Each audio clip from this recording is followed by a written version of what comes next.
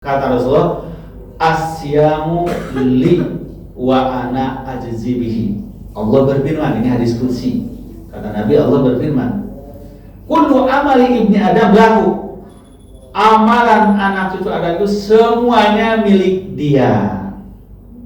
Salatnya, zakatnya, hajinya, amal-amal kebajikan yang lain milik dia. Dia bisa mengklaim, saya melakukan ini, melakukan itu. Illa siyam, kecuali puasa. Firman Allah, wa fa innahu li, puasa itu hanya milik aku.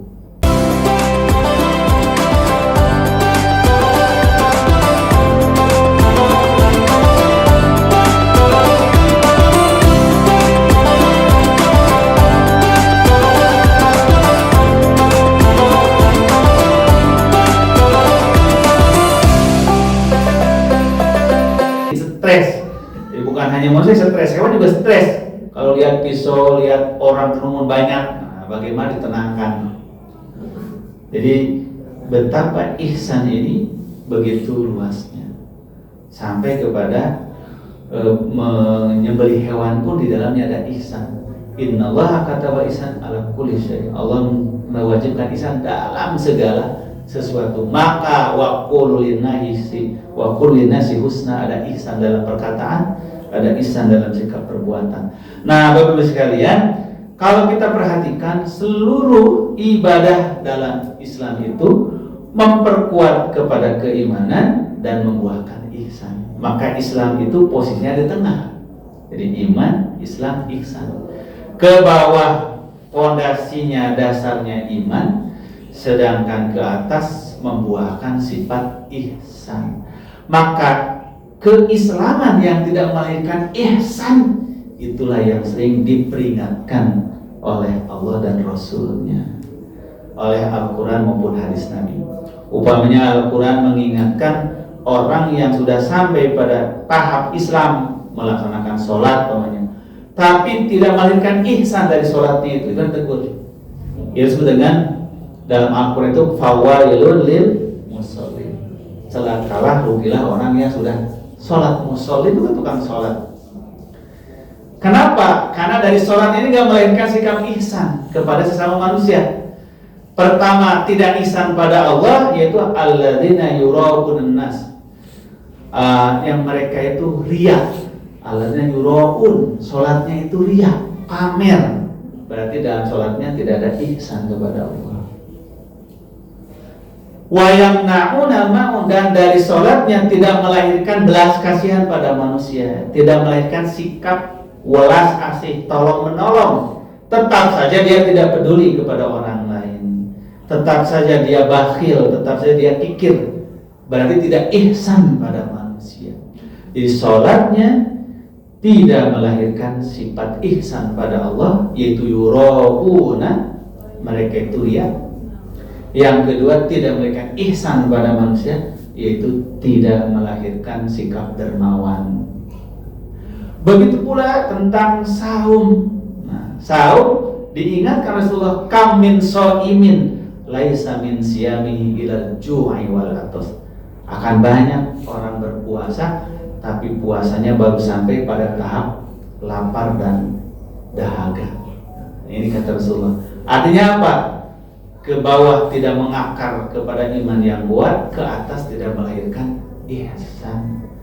Maka kesempurnaan agama seseorang ini adalah nampak dari sifat ihsannya, yaitu buah daripada keislaman, buah daripada keberagamaan tersebut, yaitu wujud di dalam ihsan. Maka Bapak sekalian, itulah kalau kita perhatikan semua syariat ibadah dalam Islam itu ada simbol-simbol dorongan melahirkan sifat ihsan. Sholat pamannya diawali dengan takbiratul ihram, Allahu Akbar. Nah, itu menerangkan gambaran ihsan ilallah, hanya Allah yang besar. Itulah menanamkan ketauhidan yang pokok. Tapi di akhirnya adalah kedamaian. Assalamu alaikum. Semoga keselamatan kepada engkau semua. Siapa yang disalaminya? Semua makhluk oleh Allah. Karena itu salam sholatmu jangan dijawab. Jangan assalamualaikum, jawab waalaikumsalam warahmatullahi. Jadi jawab. Kalau begitu saling salam nanti yang sholat itu. Tapi semuanya salam. Assalamualaikum. Salam. Karena ini salam bukan untuk dijawab, tapi salam ucapan keselamatan, kesejahteraan, kedamaian untuk seluruh alam semesta. Masya Allah. Seluruh makhluk Allah.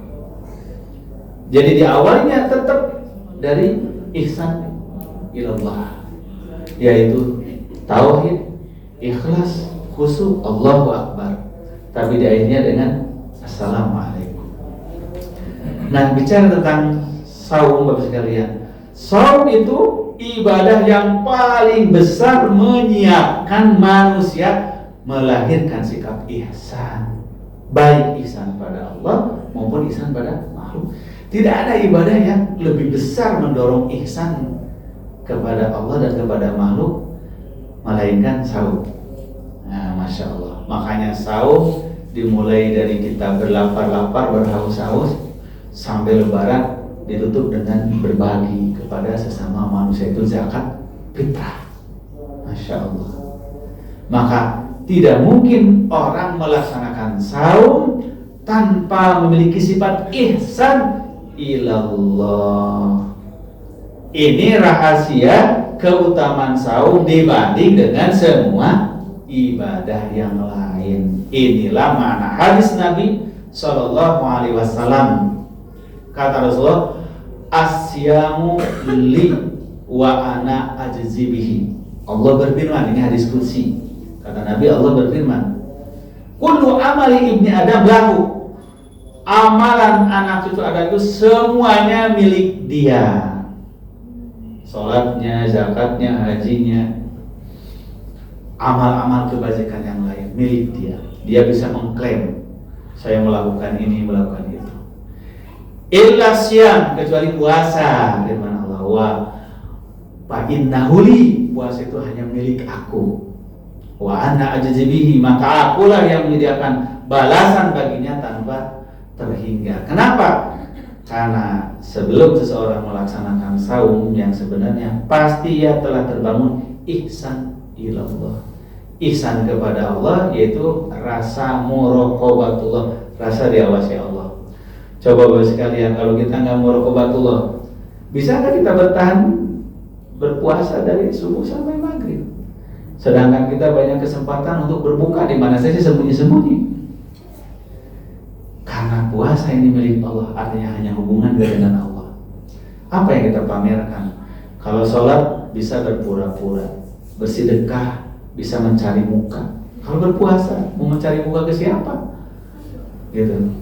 Sementara yang tahu puasa dan tidak hanya Allah Subhanahu wa Ta'ala. Ini mengapa saum itu disebut ibadah yang istimewa? Karena di dalamnya adalah terdapat sarana yang memperkuat manusia mencapai puncak dari beragamanya, bukan hanya iman Islam, tapi mendidik sifat ihsan, yaitu muraqabatullah dan ma'iyatullah, rasa bersama Allah. Kenapa tidak sembunyi untuk berbuka saja? Karena merasa bersama Allah. Inilah simbol dalam saum. Dan akhirnya saum itu melahirkan sifat ihsan ilal khalqi, sifat ihsan kepada makhluk, yaitu sifat berbagi. Karena orang yang merasa sulit, berat, haus, lapar akan lebih peka terhadap perasaan orang lain, akan lebih peka terhadap kesulitan makhluk yang lain. Nah, maka mudah-mudahan ibu bapak yang dirahmati oleh Allah Subhanahu wa Ta'ala, para shaimin shaimat, dengan masuknya bulan Ramadan ini kita diberi karunia Allah dalam rangka kita meningkatkan kualitas keberagamaan kita, insya Allah. Bukan hanya mencapai derajat iman, kepercayaan, Islam, ketundukan lahir, tapi melahirkan ihsan, yaitu memberikan buah kebajikan terhadap diri kita, keluarga, lingkungan, dan alam semesta. Itulah al-ihsan. Maka dalam hal ini, sebagai penutup, kita patut juga merenungkan sebuah nasihat uraian dari Imam Al-Ghazali tentang tingkatan-tingkatan orang berpuasa. Siapa orang yang mencapai tingkat ihsan tertinggi dalam puasa? Maka beliau di dalam kitabnya Ihya Ulumuddin tentang Asrarus Syam, rahasia-rahasia puasa. Nah, beliau membagi 3 tingkatan orang sedang berpuasa. Nah, kata beliau, as-shaimuna, orang yang saum itu adalah salah satu marotib, ada 3 tingkatan, ada 3 jenjang, atau salah satu aksam, 3 macam orang yang berpuasa ini, kata beliau. Nah, tahapan pertama atau jenjang pertama, kata beliau, adalah siyamul awam, siamnya orang umum. Awam itu bahasa Arab dari am, artinya umum, artinya puasa kebanyakan manusia, puasa yang biasa-biasa saja, kata beliau, keumuman orang. Siyamul awam, yaitu orang yang siam anil akli wasyurbi wal jima'i, orang yang berpuasa telah selesai menjaga dirinya dari makan, minum, hubungan suami istri di siang hari, dan apa yang membatalkan secara zahir. Itulah siyamul awam. Kata beliau, siam yang seperti ini jangankan manusia, makhluk-makhluk tertentu pun ada yang mampu berpuasa seperti itu, tidak makan, tidak minum. Bahkan ada jenis hewan tertentu di kutub itu yang bisa tidak makan, tidak minum berbulan-bulan. Dia berhibernasi kan, tidur aja gitu puasanya itu, tidak makan, tidak minum. Nah, kata beliau, baru yang kedua meningkat, disebut dengan syamul khawas. Nah, berpuasanya orang-orang yang istimewa.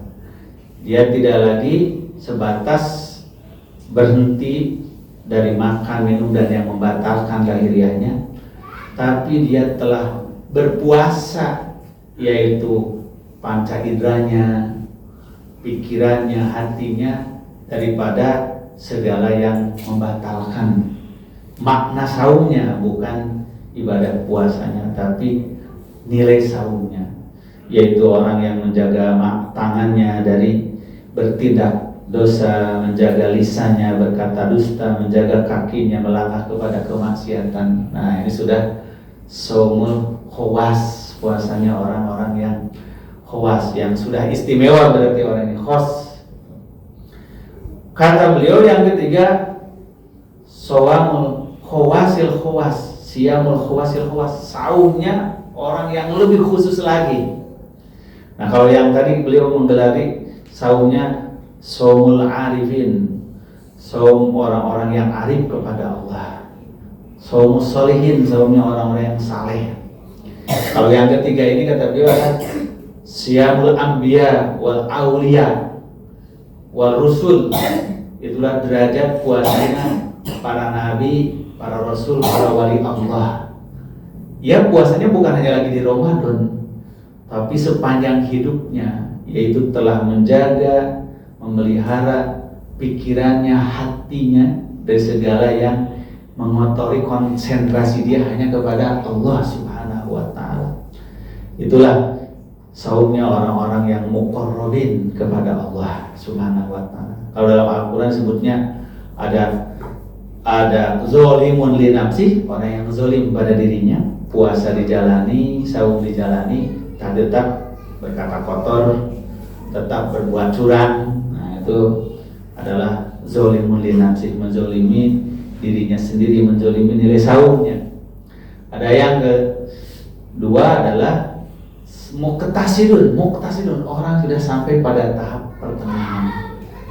Ini sudah saumul khawas, dia sudah meninggalkan yang haram, berkomitmen kepada yang wajib, walaupun belum membersihkan diri dari yang makruh dan belum membiasakan diri yang sunnah. Nah, yang ketiga inilah khawasil khawas, saum khawasil khawas atau siyam khawasil khawas, puasanya orang yang sangat-sangat istimewa. Itulah puasanya makom para nabi, para rasul, para wali Allah Subhanahu wa ta'ala. Ini disebut dengan al-muqarrabun, al-sabiquna bil khairat, para pelopor dalam kebajikan. Nah, Bapak Ibu yang dirahmati oleh Allah Subhanahu wa ta'ala, mudah-mudahan saum Ramadan kita pada tahun ini akan menjadi saum yang terbaik bagi kita semuanya, sehingga kita meningkatkan kualitas diri kita dari saumul awam menuju saumul khawas, saum yang lebih berkelas lagi, saum yang sudah berkualitas lagi, bukan saum dohirnya saja, tapi juga saum dengan batin kita semuanya. Apalagi kalau kita sampai kepada saumnya muqarrabin, saumnya orang-orang yang didekatkan oleh Allah Subhanahu wa taala kepadanya. Demikian saya kira yang dapat kita pelajari di pagi hari yang diberkahi ini. Semoga Allah Tabaraka wa taala melimpahkan nikmat karunia kepada kita, kesehatan, keafiatan dan kebarokahan kita dengan datangnya saum Ramadan, sehingga kita semuanya menjadi insan-insan yang sejati dalam pandangan Ilahi Rabbi. Amin ya rabbal alamin. Barangkali sebelum diakhiri ditutup, jika ada yang ditanyakan Bapak Ibu sebelum kita akhiri kajian kita ini.